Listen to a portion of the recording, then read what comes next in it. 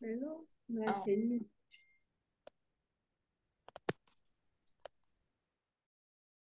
bienvenue dans la section principale. Nous allons maintenant écouter le pasteur Olivier Godard qui va nous présenter la partie 1 du chapitre 30.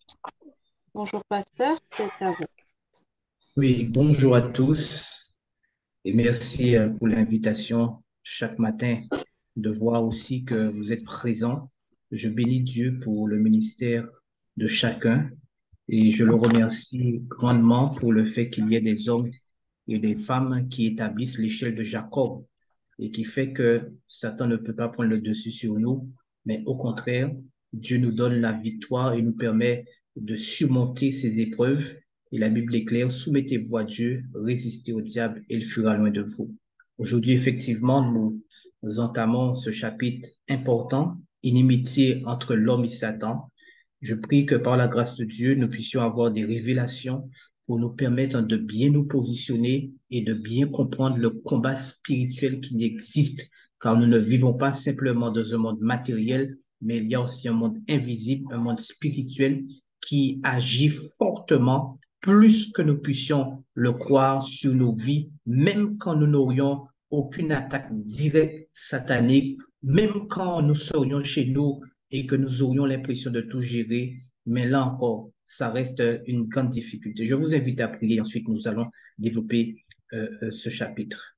Éternel, notre Père, notre Dieu, nous voulons te remercier ce matin, les frères et sœurs fidèles qui viennent dans le 24/7 pour pouvoir intercéder, pour que tu agisses et qu'en finalité, tu reviennes nous chercher et que nous soyons débarrassés du mal et de l'auteur du mal. Nous savons que le jour vient et c'est pourquoi tu nous invites à la préparation et que tu nous as donné des prophètes qui nous révèlent les choses à venir afin que nous soyons prêts. Et que tu reviens ce matin, que je sois docile entre tes mains afin de parler à tes enfants. C'est au nom de Jésus, je te prie pour ta gloire. Amen.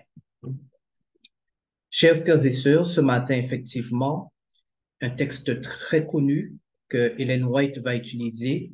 Il s'agit bien sûr de Genèse 3, verset 15, qui dit, je mettrai entre toi et la femme une inimitié.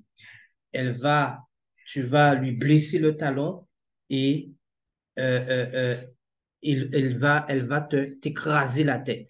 Et nous savons bien que ces événements vont intervenir lorsque Satan, malheureusement, va agir vis-à-vis d'Adam et Ève et va finir par les faire pécher contre Dieu.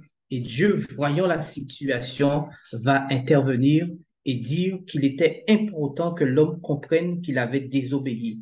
Et vous savez, l'une des choses qui m'a beaucoup touché quand Ellen White parle, elle dit si Dieu n'était pas intervenu, Adam et Lucifer se seraient ligués pour lutter contre le ciel. Donc, je ne sais pas si vous vous rendez compte de ce que ça veut dire.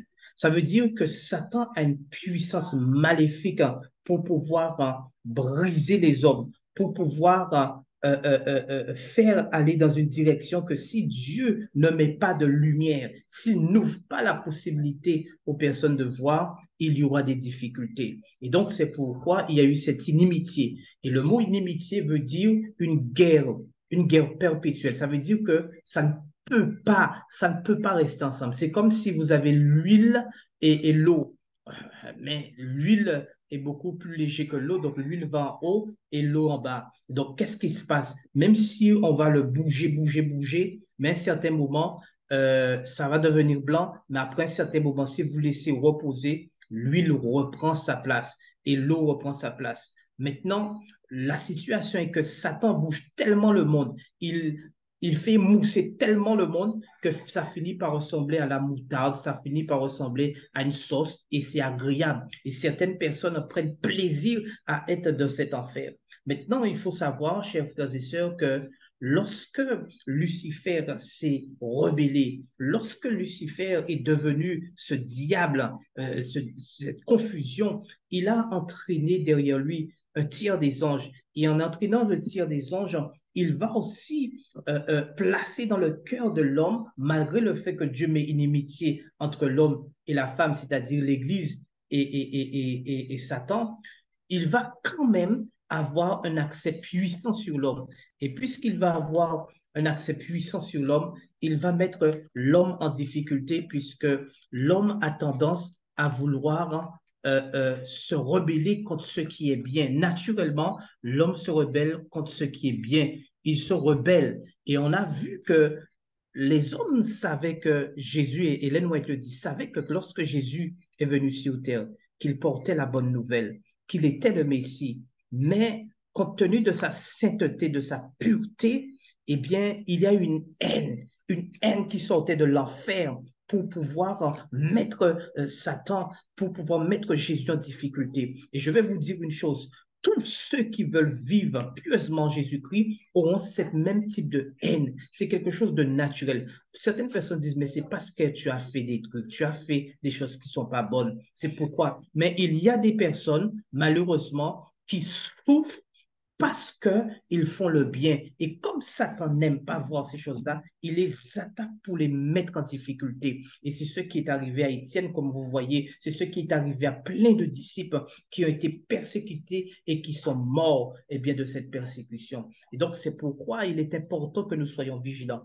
Il y a une autre chose que nous découvrons de plus en plus. Satan se dissimule tellement bien que même au sein de nos églises, on a du mal à parler de Satan. Et c'est vrai, des fois, certaines personnes, quand on dit Satan et qu'on donne des informations dessus, les gens disent, mais vous êtes tout le temps derrière Satan, Satan, Satan, Satan, Satan. Il n'y a pas de Jésus-Christ, il n'y a pas de Jésus-Christ. Attention, nous sommes là aussi pour pouvoir dire, attention, l'ennemi agit et nous devons pouvoir le dénoncer, ne pas avoir peur, parce que ce sont des intimidations spirituelles, ce sont des intimidations sataniques qui ont pour objet de mettre en difficulté l'homme afin qu'il ne voit pas ce qui se passe. Et je voudrais aussi vous dire, chers frères et sœurs, faites très attention. Faites très attention parce que l'ennemi de nos âmes nous attaque et bien souvent, on ne peut pas se rendre compte, on ne voit pas qu'il nous attaque. Et bien souvent, l'attaque vient des personnes que nous pensions qui sont les mieux placées. Des fois, Satan utilise des personnes qui sont les plus proches de nous pour nous frapper. Quand vous avancez, vous voulez faire la volonté de Dieu, et Ellen White le dit, vous allez vous rendre compte que Satan va vous observer. Quand il va voir que vous avancez et que vous êtes près du but, ou bien que il fait que un membre de votre famille, ça peut être votre mari, votre femme, vos enfants, ça peut être quelqu'un, un pasteur, quel que soit, va vous attaquer.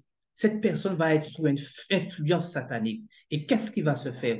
Vous allez avoir du fil à retordre. Vous n'allez pas comprendre. Et si vous répondez à la chair, vous répondez à ces influences, vous allez faire le même chemin et vous allez vous perdre. C'est pourquoi aussi Ellen White met en garde concernant les personnes les plus proches. Il faut prier pour les personnes les plus proches et être vigilant et ouvrir ses yeux. Parce que regardez, n'est-ce pas Judas qui semblait être proche de Jésus, qui a livré Jésus? Donc, nous voyons bien que bien souvent, nous devons être vigilants. Je ne dis pas qu'il faut épier, qu'il faut être tout le temps sous ses gardes pour dire, ah, moi, j'ai peur de ma femme, j'ai peur de mon mari, j'ai peur de mes enfants. Ouais, et crier au loup partout. Non, mais si nous passons du temps de qualité avec Dieu, si nous sommes connectés avec la chose, si le Saint-Esprit est avec nous, si le Saint-Esprit nous révèle les profondeurs de notre cœur, il pourra aussi nous faire ce qu'on appelle une radio X, c'est comme si on fait des radios, on fait un scanner, il pourra nous dire, attention, l'ennemi est en train de se présenter. Il est en train de faire des choses pour nous faire du tort. Et je voudrais vous le dire, mes frères et sœurs, j'arrive pratiquement à la conclusion pour que vous sachiez. Vous avez avec vous euh, quelqu'un dont Dieu a appelé aussi dans le ministère de la délivrance. C'est vrai que cela m'arrive d'intervenir pour des personnes qui sont possédées par des esprits impurs. C'est vrai que nous sommes dans des situations où nous voyons Dieu agir, nous voyons comment Dieu interpelle les personnes. Et quand nous prions, nous avons ces temps où nous devons avoir une préparation personnelle, où nous devons demander à Dieu de nous pardonner, de nous laver. Et ensuite, quand on commence à prier, on appelle le Saint-Esprit et que la personne qui est possédée en face de nous, nous voyons des esprits se manifester et qui révèlent aussi les causes. Pourquoi je suis rentré? Pourquoi la personne a fait cela? Et des fois, la personne n'a pas confessé, donc elle est en difficulté. C'est pourquoi faites attention. Nous avons un monde spirituel. Certes, les anges de Dieu sont plus nombreux, ils sont 2 fois plus nombreux que les démons, mais cependant, les démons ont une action très puissante et aujourd'hui, ils travaillent avec puissance sur nous. Maintenant, je voudrais conclure avec, peut-être on n'aura pas le temps, mais au moins vous aurez entendu cela. Quand j'ai regardé, Satan a 6 manières d'accélérer sur nous. 6, ne l'oubliez pas, il a 6. Et si vous avez de quoi noter, vous allez pouvoir le noter. Donc, ce sont les 6 vitesses que Satan utilise. Il y a 3 vitesses qui sont douces, on ne se rend pas compte, et 3 autres vitesses qu'il va utiliser qui vont commencer à nous faire du mal. Et quand on va se rendre compte de ça, peut-être qu'il sera trop tard. Alors, la première vitesse qui est douce, c'est la tentation. La tentation, on voit, on regarde, on se laisse tenter, mais ce n'est pas une vitesse trop forte. On peut, et Ève a été tentée. Cependant, on va rentrer dans une deuxième vitesse qui est un peu plus forte, qui est la séduction. La séduction, c'est au moment où Satan parle avec Ève, lui donne des arguments pour dire pourquoi elle doit manger, pourquoi c'est bon. Donc, on est déjà dans cette deuxième vitesse, mais là encore douce. Et quand il voit que vous avez du mal, et il y a beaucoup de personnes qui utilisent ça, les gourous aussi l'utilisent, ou bien des personnes d'influence, la manipulation. Donc, troisième situation, d'accord? Manipulation, on va commencer à vous manipuler, changer votre façon de faire, changer votre direction. Ça c'est satanique. Vous avez l'habitude de faire des choses, on va vous dire, arrête, c'est plus la peine. Mais tout ça, c'est 3 éléments qui sont douces, vous ne vous rendez pas compte. Ensuite, quand ça ne marche pas sur vous, Satan va utiliser l'accusation, ça commence à faire mal, qu'on va jeter l'opprobre sur vous, qu'on va vous faire passer pour le méchant, alors que vous voulez faire des choses bien, que vous voulez que votre famille avance, vous voulez que l'Église avance, vous voulez que la société avance, on va dire que vous êtes rebelle, que vous n'êtes pas bon, etc. Et quand on va voir que vous résistez, on va avoir la 5e vitesse qui est la persécution. Et là, vous allez sentir mal dans votre chair. Vous allez sentir parce qu'on va vous contraindre, on va vous faire du mal. Donc ça, c'est 5e vitesse. Et la 6e vitesse, qui est terrible, qui a le but, comme on ne peut plus rien faire avec vous, comme vous n'avez pas succombé aux 5e vitesse, la dernière vitesse que Satan veut utiliser contre vous, c'est la destruction, c'est que vous soyez éliminé. Et c'est ce qu'il a essayé de faire avec Jésus-Christ. Il a tué Jésus-Christ sur la croix en pensant qu'il avait la victoire, mais la Bible dit que tu as blessé le talon, mais que je t'écraserai la tête. Et Jésus a eu la victoire. En ce matin, chers frères et sœurs, n'oubliez pas qu'il y a ces 6 vitesses. Ne vous laissez pas prendre de ces vitesses. Quand c'est en partie, c'est fini. Tentation, séduction, manipulation, accusation, persécution et destruction. Que Dieu vous garde et que le Seigneur vous bénisse. Amen. Éternel notre Père, notre Dieu, tu nous interpelles sur la manière dont Satan nous attaque. Et des fois, nous ne sommes pas vigilants. Nous nous laissons prendre au piège et nous faisons du tort à nos frères et sœurs.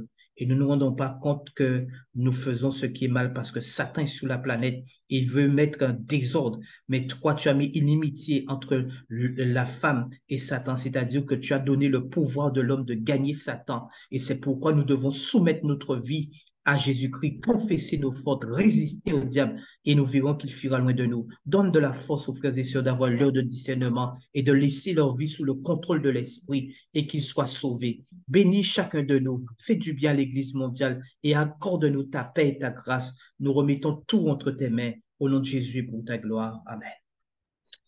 Amen. Bénédiction, que Dieu vous garde à très Amen. bientôt. Amen. Merci. Amen. Merci beaucoup, Amen. Pasteur Godard, pour votre message et vos encouragements. Amen. Nous passons la main maintenant à l'équipe suivante. Welcome, Miss Costume. You can take over. God bless you. Et que Dieu vous bénisse.